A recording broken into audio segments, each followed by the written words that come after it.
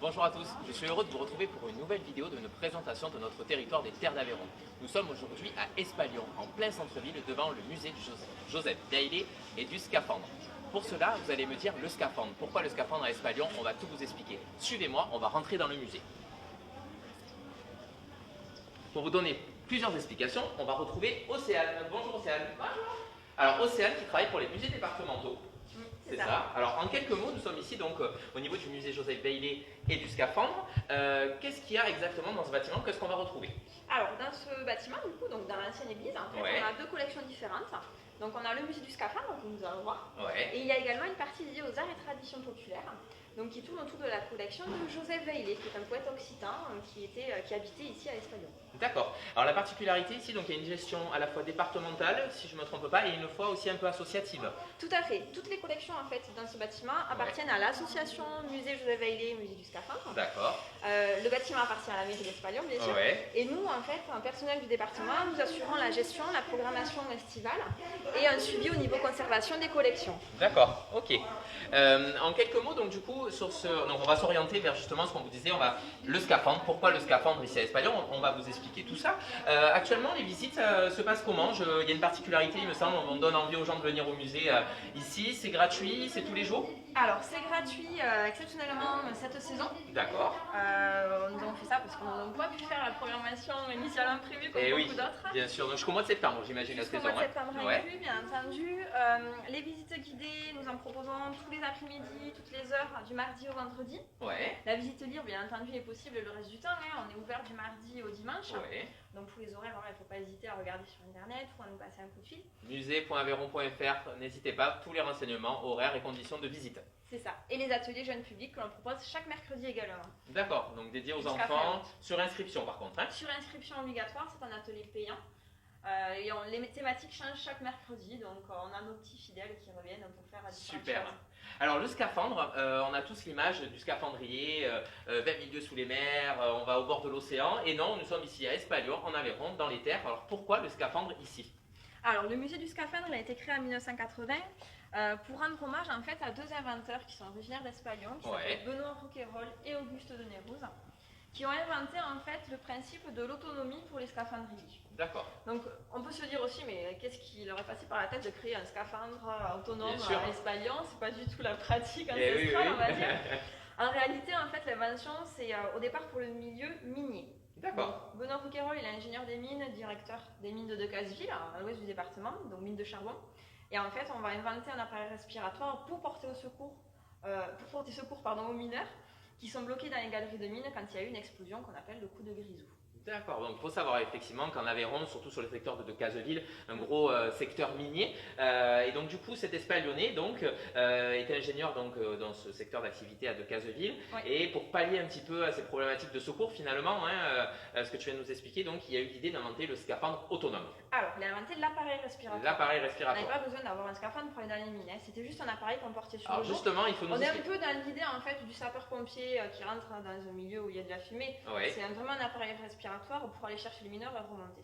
D'accord. Ça c'est au départ, on est en 1860.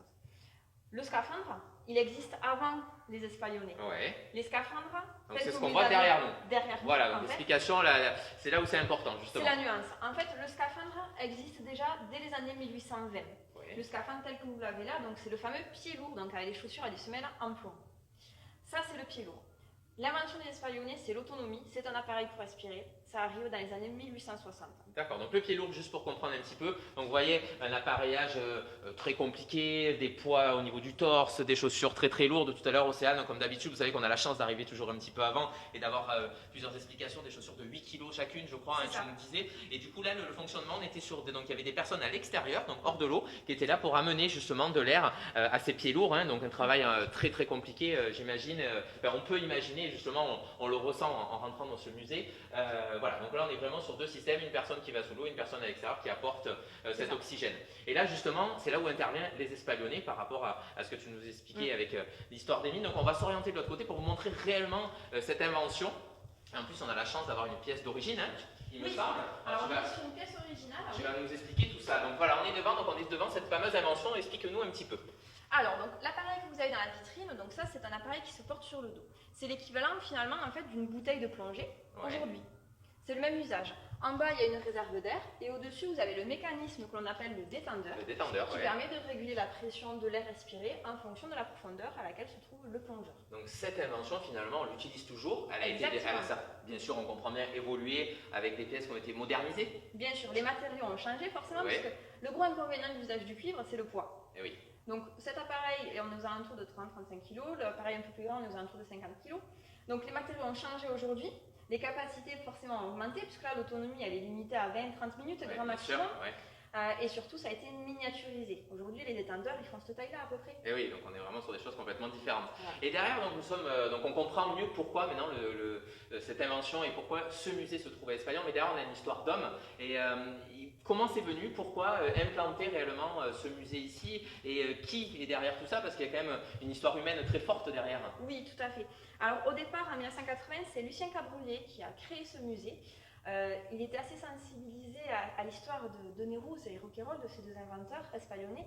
Et en fait, il trouvait ça dommage que finalement on ne leur rende pas hommage, on ne rende pas la place d'elle à cette invention. Donc au départ, il a créé une exposition, il a réussi à rencontrer en fait des personnes clés, donc des directeurs d'institutions comme le Musée océanographique de Monaco, qui a été le pilier en fait pour créer cette exposition, qui a offert beaucoup de pièces emblématiques de la collection. Et ça s'est fait vraiment au fur et à mesure de rencontres, d'échanges. Et l'humain a une place énorme parce que s'il n'y avait pas eu l'humain, il n'y aurait pas eu cette collection. Bien sûr. Et derrière chaque objet, il y a un humain. Quelque chose de très fort.